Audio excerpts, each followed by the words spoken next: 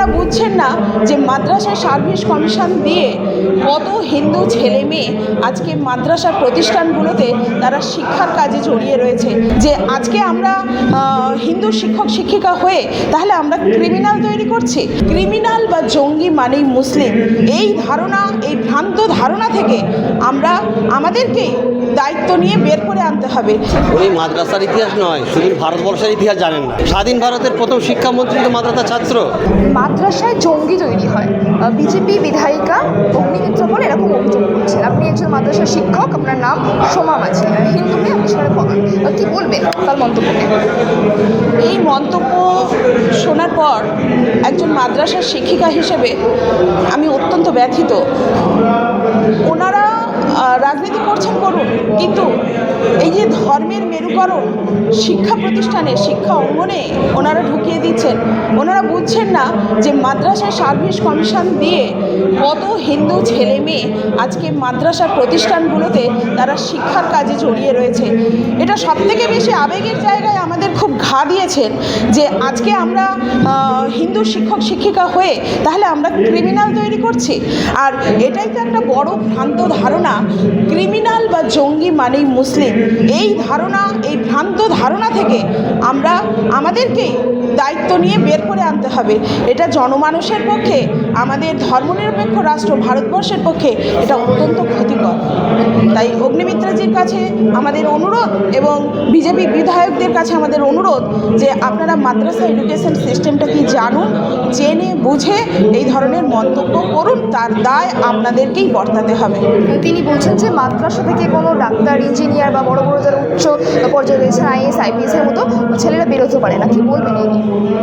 না, এটা তো উনি একেবারেই বাজে কথা বলেছেন। উনি না জেনে একদমই বাজে কথা বলেছেন। আমি যখন বক্তব্য রেখেছিলাম আমি কিন্তু দুজন ডক্টরের নাম করেছি, তারা কামরুডিয়ার হাই মাদ্রাসা থেকে তারা এখন ডাক্তারি পেশার সঙ্গে তারা যুক্ত রয়েছে এবং বিভিন্ন জায়গায় আমাদের মাওলানা আবুল কালাম আজাদের প্রফেসর হিসেবেও তারা নিযুক্ত রয়েছেন।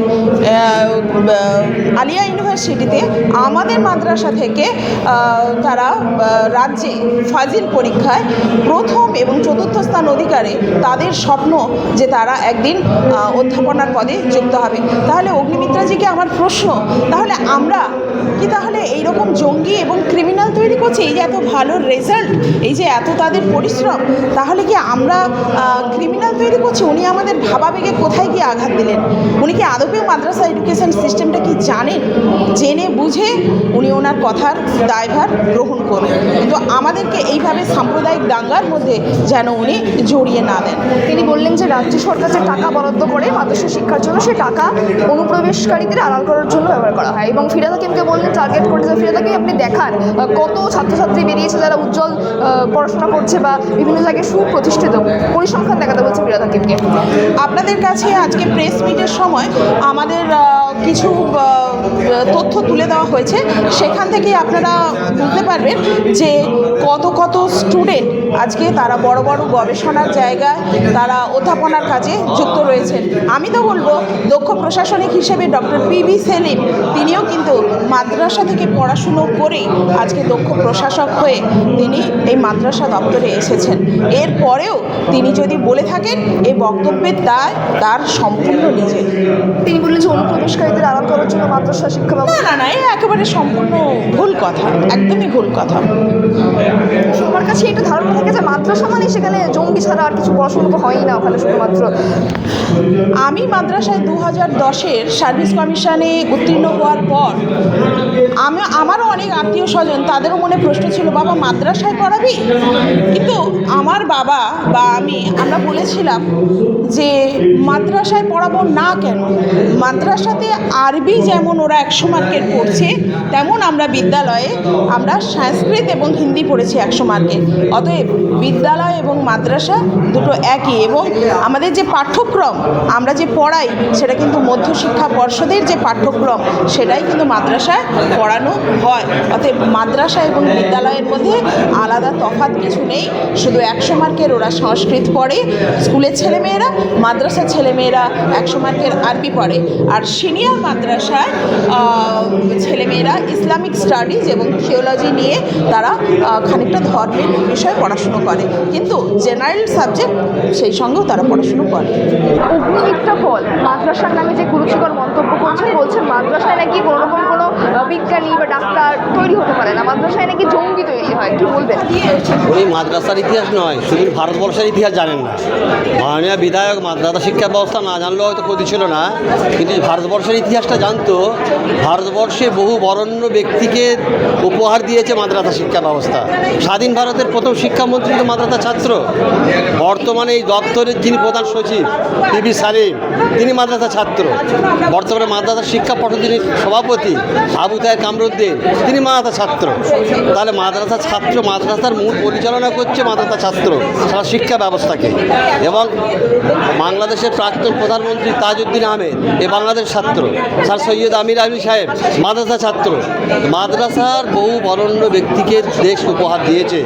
উনি কেবলমাত্র যখন একটা দল, একটা ব্যক্তি যদি রাজনৈতিক স্বাদ পাওয়ার জন্য, যেটা দেশের মানুষ দিচ্ছে না, সেটা পাওয়ার জন্য ইনি হিন্দু মুসলিমদেরকে বিভাজন করতে চাইছে, করে আমার রাজ্যে একটা অস্থিরতা তৈরি করতে চাইছে। ভাবছে এই অস্থিরতা তৈরি করলে আমার রাজনৈতিক ফায়দা হবে। কিন্তু ভাই, বাংলার মানুষ, যে সম্প্রদায়ের মানুষ হন না কেন, বাংলার মানুষের মধ্যে যে সম্প্রীতির বন্ধনটা আছে, এখানে সন্ধ্যা হলে মসজিদে আজান হয়, সন্ধ্যা হলে মন্দিরে পূজা হয়, সন্ধ্যা হলে গির্জায় ঘণ্টা বাজে, মসজিদের পাহারাদার মন্দিরের পুরোহিত হয়ে গেছে, মন্দিরের পাহারাদার মসজিদের ইমাম হয়ে গেছে। এই যে সমন্বয় আছে, এটা কি ওদের মূল উদ্দেশ্য ভাঙতে হবে? ওনার ধারণা যে এইটা ভাঙতে পারলে আমরা ক্ষমতায় আসবো, কিন্তু এটা ভুল ভাবনা। ক্ষমতায় আসতে গেলে উন্নয়ন করতে হবে, দেশের মানুষের কথা ভাবতে হবে, দেশে কলকারখানা করতে হবে, স্বাস্থ্য পরিষেবা করতে হবে, বিশ্ববিদ্যালয় করতে হবে, টেকনোলজি করতে হবে, কর্মসংস্থানের নতুন নতুন ব্যবস্থা করতে হবে, তাহলেই দেখবেন মানুষ সঙ্গে আসবে। কিন্তু ধর্মকে বিভাজন করে, মানুষের মধ্যে বিভাজন করে ক্ষমতার স্বাদ কখনো পাওয়া যায় না। তো আজকে মাদ্রাসা সম্পর্কে যে বিবৃতি করেছেন, তার জন্য আমরা শিক্ষাকর্মী সমিতি তীব্র প্রতিবাদ জানাচ্ছি এবং এই সম্মেলনের মাধ্যমে রাজ্যবাসীকে অনুরোধ করব, এই দেশের সম্প্রীতি রক্ষার ক্ষেত্রে, নষ্ট করার ক্ষেত্রে যে ধরনের মানুষ প্রতিবাদ, এই ধরনের বিশৃঙ্খলা তৈরি করবে, সব মানুষকে তার প্রতিবাদে নামতে হবে। এটাই আজকে আমাদের মূল উদ্দেশ্য। মাদ্রাসা মানেই যেটা প্রমাণ করা হয় জঙ্গি তৈরির কারখানা, এমনটাই দাবি তুললেন অগ্নিমিত্রা পল মাদ্রাসার শিক্ষক হয়ে, কি বলবেন? আসলে আপনারা নিশ্চয়ই সঠিক প্রশ্নটাই করেছেন। আপনারা হয়তো জানেন সমাজে একটা জিনিস মিথ্যা প্রচার চলছে, আর আপনারা এটা নিশ্চয়ই জানেন মিথ্যা প্রচারটা তাড়াতাড়ি হয় কিন্তু দীর্ঘস্থায়ী হয় না। আপনারা ফানুস দেখেছেন, একটা ফানুসের উদাহরণ দিয়ে বলবো। ফানুসে যখন হাওয়া দেওয়া হয় সেটা ফুলবে, খুব সুন্দর দেখায়। যদি একটা ছোট্ট সুইচ দিয়ে সেই ফানুসটাকে বন্ধ করে দেওয়া হয়, তাহলে সঙ্গে সঙ্গে শেষ। সুতরাং এই অগ্নিমিত্রা পাল যে মিথ্যা ভুল বিভ্রান্ত করার জন্য মানুষকে ভুল তত্ত্ব দিয়ে মানুষের সামনে তুলে ধরেছেন, আর কিছুক্ষণের মধ্যেই দেখবেন আপনারা, কয়েকদিনের মধ্যেই সেটা ভুল প্রমাণিত হয়ে যাবে এবং নিভে যাবে। আমি একটা জিনিস আপনাদেরকে বলবো, এই মাদ্রাসা শিক্ষা ব্যবস্থা আজ নয়, দীর্ঘ কয়েকশো বছর ধরে পশ্চিমবাংলায় মাদ্রাসা শিক্ষা ব্যবস্থা এবং সারা ভারতবর্ষে, সঙ্গে সঙ্গে সারা পৃথিবীতে মাদ্রাসা শিক্ষা ব্যবস্থা চলে আসছে। আপনার মাদ্রাসা বলতে এটা নয় যে মাদ্রাসা একটা আলাদা প্রতিষ্ঠান, কিছু নয়। এটা মাদ্রাসার নামকরণটা করা হয়েছে, কিন্তু একটা শিক্ষা প্রতিষ্ঠান। সেই শিক্ষা প্রতিষ্ঠানে নামটা দেওয়া হয়েছে মাদ্রাসা, কিন্তু সেই শিক্ষা প্রতিষ্ঠানে জেনারেলিভাবে সমস্ত কিছু একটা স্কুলের বা একটা বিদ্যালয়ে যে শিক্ষাগুলো দেওয়া হয়, ঠিক তদ্রূপভাবে মাদ্রাসা দেওয়া হয়। আগে মাদ্রাসা শিক্ষা ব্যবস্থা একদম প্রাইমারি থেকে শুরু করে ইউনিভার্সিটি লেভেল পর্যন্ত ছিল। এখন সেটাকে আধুনিক যুগের সঙ্গে সঙ্গে যা তাল মিলিয়ে আস্তে আস্তে সেগুলোকে বাইফার্কেট করে বিভিন্ন ভাগ করা হচ্ছে, আর তার ফল হিসেবে আলিয়া ইউনিভার্সিটি তৈরি হচ্ছে। এই মাদ্রাসা শিক্ষা ব্যবস্থার মধ্যেই ছিল। এইভাবে সেই আলিয়া ইউনিভার্সিটি মানে নিশ্চয়ই বুঝতে পারছেন, সেখানে পিএইচডি থেকে শুরু করে বিভিন্ন রকম গবেষণা হচ্ছে, কাজ চলছে। এর দ্বারা প্রমাণিত হচ্ছে যে মাদ্রাসাটা অন্য কোনো জঙ্গি নয়। কারণ মাদ্রাসা যিনি বলেছেন, তিনি মাদ্রাসা হয়তো জানেন না। আমার যতটুকু মনের বিশ্বাস, তিনি মাদ্রাসা সম্পর্কে জানেন না এবং মাদ্রাসা দেখেননি। যদি তিনি মাদ্রাসা দেখতেন, মাদ্রাসা শিক্ষা ব্যবস্থা সম্পর্কে জানতেন, তাহলে এই মন্তব্য তিনি করতেন না। আমার মনে হচ্ছে তিনি ইচ্ছাকৃতভাবে ভুল অভিযোগ করেছেন। আমার মনে হয় সেই কথাটা আমি এখানে প্রেস মিটে বলেছি যে তানাকে আমি অনুরোধ করব, আসুন আমি আপনাকে